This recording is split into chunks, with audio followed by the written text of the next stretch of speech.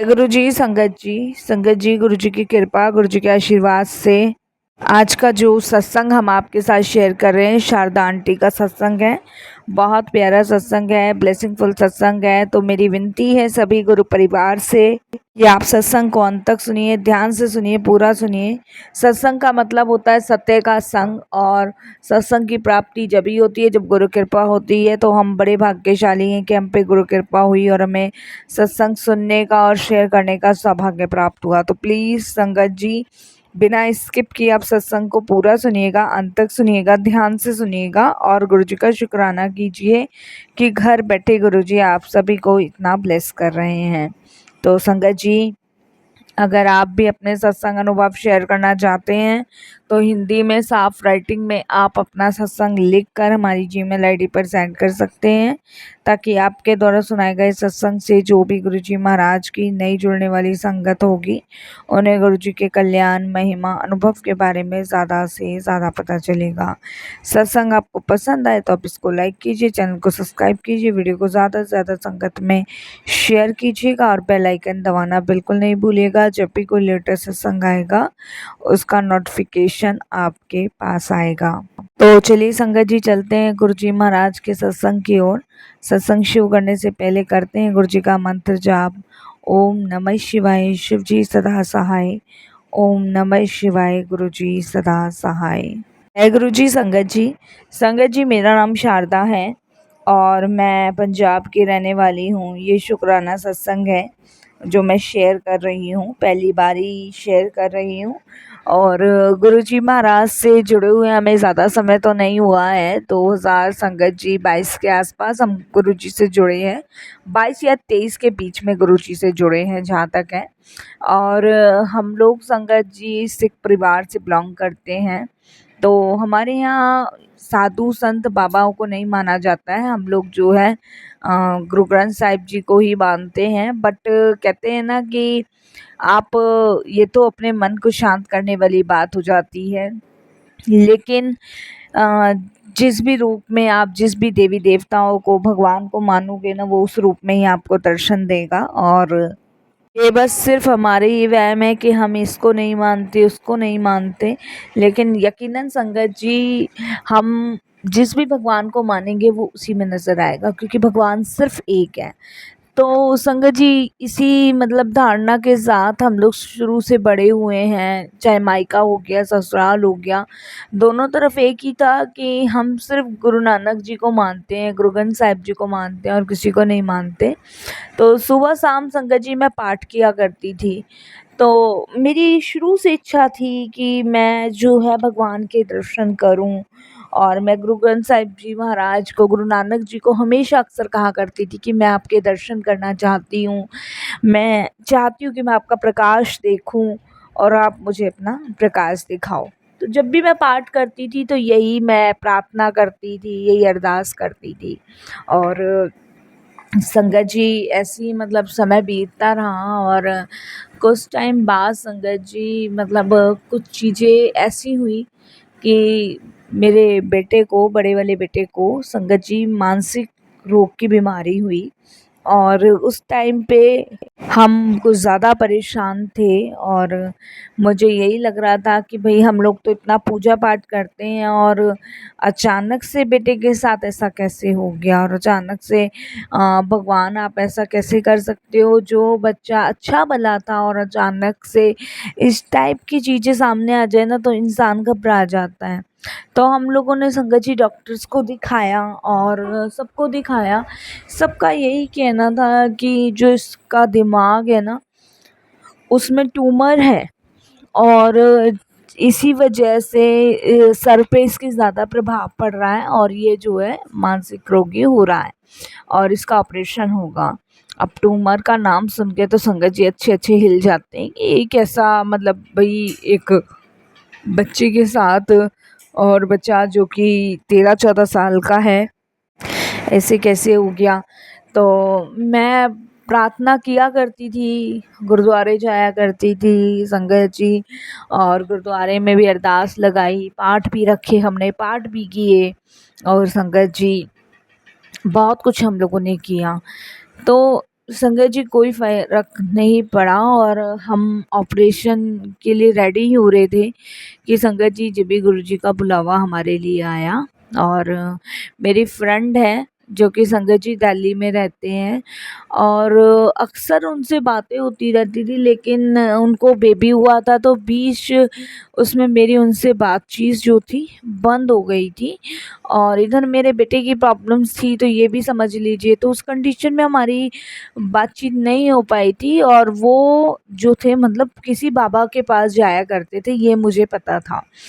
और वो गुरुजी को मानते थे, लेकिन उन्होंने मेरे को भी कई बार बोला, बट मैंने उसको मना किया कि हम गुरुजी को नहीं मानते, क्योंकि उसको पता था कि हम सिख फैमिली से हैं तो हम किसी पे विश्वास नहीं करते हैं। हमारे लिए हमारे बाबा गुरु नानक जी हैं, जो भी है सब यही है। तो संगत जी अचानक से उसका मुझे पास फ़ोन आया, उस दिन मैं हॉस्पिटल में थी। उसने मुझसे पूछा, तो जब उसने मुझसे पूछा तो मैंने उसको बताया, मैंने कहा ऐसे-ऐसे प्रॉब्लम है, ऐसे-ऐसे बात है। तो उसने कहा कि भई तू गुरुजी का जल प्रसाद पिला के देख ले अपने बेटे को, क्या पता तेरा बेटा ठीक हो जाए। मैंने कहा तुझे तो पता ही है भई, मैं कहीं का कुछ नहीं पिला सकती। हस्बैंड और ससुराल में पता चल गया, क्योंकि संगत जी हमारी ना बिल्कुल जॉइंट फैमिली है। चाचा, ताया और मतलब सब एक साथ ही मतलब हम लोग रहते हैं। तो मैंने कहा अगर घर में पता चल गया तो प्रॉब्लम हो जाएगी ग्रेट। तो उसने कहा भाई कुछ नहीं होगा, तू एक बार कोशिश तो कर। तो मैंने कहा ठीक है। अब उसने संगत जी मुझे कोरियर के द्वारा उसने मुझे गुरुजी का जल प्रसाद भेजा। अब वो जल प्रसाद गुरुजी का आया और संगत जी मैंने वो अपने बच्चे को पिलाना शुरू कर दिया। मैंने उसको पिलाया, जब मैं हॉस्पिटल जाती थी मैं जल प्रसाद पिला के जाती थी उसको। और संगत जी हस्बैंड के सामने नहीं पिलाती थी, क्योंकि मेरी जो फैमिली है ना बहुत स्ट्रिक्ट है। और संगत जी जब जॉइंट फैमिली रहते हैं ना तो आदमी जो है ना एक दूसरे की गलतियां पकड़ने में सबसे आगे रहता है। तो वही कुछ हमारा भी हिसाब था। तो मैंने किसी को नहीं बताया, मैंने वो जल प्रसाद अपने बच्चे को पिलाना शुरू किया। उसके बाद उसने मुझे कुछ मंत्र जाप सत्संग दिए, मैं उसको सुनती थी, मैं गुरुजी से अरदासें करती थी। और मैंने कहा मेरे लिए तो आप भी गुरु नानक ही हो, गुरु नानक भी आप ही हो। और बस आप जो भी हो मैं आपको मान रही हूँ इस बार सच्चे दिल से, तो आप बस मेरे बच्चे नू ठीक कर दो। यही मैंने वहाँ पे संगत जी अरदास करी। और संगत जी आप बिलीव नहीं करोगे, ये बड़ा चमत्कार हुआ। जहाँ ऑपरेशन की सारी तैयारियां हो गई थी वहाँ डॉक्टर कहता है कि ऑपरेशन करने की कोई ज़रूरत नहीं है। जब उसका एमआरआई हुआ, एमआरआई में संगत जी पता चला कि जो ट्यूमर था वो है ही नहीं। तो मेरे हस्बैंड थोड़ा सा संगत जी मतलब गुस्से वाले ज़्यादा है। जब डॉक्टर ने उनको ये बात कही तो डॉक्टर से मेरे हस्बैंड थोड़ा सा गुस्सा हो गए, जब ये ट्यूमर नहीं है तो आप क्या देख रहे हो, क्या डॉक्टर। बट संगत जी मैं उस समय समझ गई थी, मैंने कहा ये शायद इस जल प्रसाद का ही मैजिक है, क्योंकि मतलब ट्यूमर तो था और रिपोर्ट्स भी संगत जी बहुत मतलब क्लियर दिख रहा था उसमें। और अब ट्यूमर नहीं है। हमने 2-3 हॉस्पिटल में टेस्टिंग कराई थी, सब में था। और अब जब ऑपरेशन से पहले टेस्टिंग हुई इसमें नहीं था। तो ये सिर्फ गुरुजी के जल प्रसाद से ही हुआ साथ संगत जी। और उसके बाद जो था हम लोगों ने मतलब बेटे को घर लाए, घर लाके मैंने अपनी फ्रेंड को कॉल किया, उसको सारा कुछ बताया। और संगत जी उसने कहा ना, मैंने कहा था कि देख गुरुजी सब सही कर देंगे। मैंने कहा हाँ। मैंने उसको बोला मेरी बड़ी इच्छा है उनका शुक्राना करने की, मैं कैसे करूं। तो उसने कहा तू आ जा। मैंने कहा तुझे पता है मैं कैसे आ जाऊं। तो देखिए संगत जी क्या हुआ कि मतलब गुरुजी महाराज ने रास्ता बनाया और मेरी फ्रेंड के हस्बैंड ने मेरे हस्बैंड को कॉल किया और उन्होंने इनवाइट किया कि उन्होंने एक फंक्शन रखा है और मेरे को भेज दो जसप्रीत कौर को।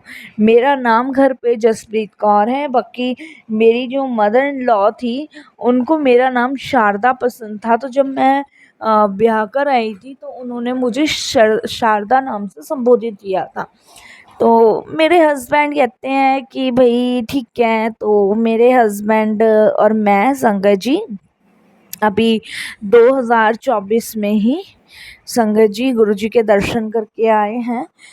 मेरे हस्बैंड तो नहीं गए, मैं ही गई थी। और मेरे हस्बैंड नहीं मानते और ना ही मानने देते हैं, फैमिली में किसी को नहीं पता है। मैं बाबा जी का शुक्राना करके आई दिल्ली जाके, और मैंने सोचा भी नहीं था कि भाई बाबा जी मुझे बुला लेंगे, ये रास्ता बना लेंगे। और ये रास्ता गुरुजी ने बनाया, उसके लिए भी गुरुजी का बहुत शुक्राना। संगत जी बस मैं एक बार ही गई हूँ, और बस मैं बाबा जी से प्रार्थना करती हूँ कि हर बार जब भी आप बुलाओ तो कोई ना कोई रास्ता, कोई ना कोई मार्ग बनाओ, और तभी मैं आ पाऊँगी, वरना नहीं आ पाऊँगी। नहीं तो मैं गुरुद्वारे ही जाती हूँ, वहाँ पे ही मैं आपसे अरदास करती हूँ। और संगत जी इस तरीके से गुरुजी से जर्नी सिर्फ मेरी स्टार्ट है और किसी की नहीं है, और इस चीज़ का मेरी फैमिली में किसी को नहीं पता है। लेकिन हाँ, गुरुजी को पाने के बाद बड़ी शांति, सुकून मिला। और जब मैं गुरुजी के दरबार गई तो आप बिलीव नहीं करोगे, मैं इतना रोई कि मानो कितने लंबे टाइम से मैं दुखी थी, परेशान थी, और मैं इतना रोई साथ संगत जी, जैसे मतलब मेरे को क्या मिल गया हो। और संगत जी इस तरीके से गुरुजी के पास मेरी जर्नी शुरू हुई, और आज भी मैं गुरुजी को मानती हूँ। और गुरुजी से यही कहती हूँ कि गुरुजी कभी भविष्य में ऐसा हो जाए कि मेरी पूरी फैमिली आपको माने, यही मैं अरदास करती हूँ। बेटे को आपने ब्लेस किया, बाबा जी के रूप में मैं आपको पूछती हूँ गुरुजी। होता है ना संगत जी कि आप जब जॉइंट फैमिली में रहते हो ना, सबके साथ रहते हो, तो आप अपनी मनमानी नहीं कर सकते हो। और हमारे यहाँ तो कोई लेडीज़ जो है ना मनमानी कर ही नहीं सकती। हमारे पंजाब में तो संगत जी मतलब जॉइंट फैमिली आज भी हमारे काफ़ी घर आपको मिल जाएंगे जो इकट्ठे रहते हैं, और जिनमें सिर्फ़ और सिर्फ़ आदमियों की चलती है, औरतों की नहीं चलती है। तो वही चीज़ है संगत जी। तो आज तक हमारा जो भी है, जैसा भी है, फैमिली में बड़े हैं वो सब देखते आए हैं, बट मुझे ही गुरुजी ने अपने दरबार में बुलाया, चुना, उसके लिए गुरुजी का शुक्राना, बेहद शुक्राना।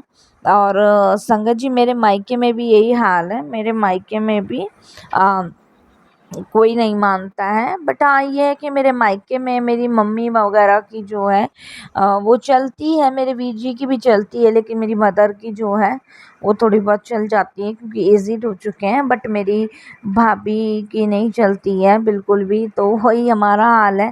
तो बाकी भविष्य में मैं गुरुजी से यही अरदास करती हूँ कि गुरुजी सब आपको माने, सब आपको पूजे, सब आपको सब रूप में देखे और माने और पूजे, यही आपसे अरदास है।